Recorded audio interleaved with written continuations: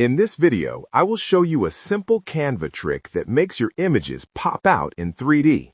Let's jump straight into it. First, open Canva and go to the Upload section. Upload the images you want to use for this effect. Drag your first image onto the canvas and set it as the background. Make sure it fits the frame properly and looks clean. Next, add the second image on top of the background. Now go to Elements and search for Hand-Holding Smartphone. Switch to the Photos tab and choose an image that already has a clean cutout. Place this image on the canvas and resize it according to your design. Adjust the position so it sits naturally over the background. After that, place the image behind the phone. Duplicate the same image and keep one copy above the phone. Crop this duplicated image carefully so it aligns perfectly with the phone edges.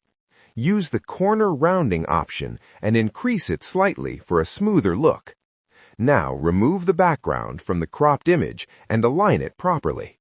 Crop the bottom if needed to refine the effect. This creates the final 3D pop-out look.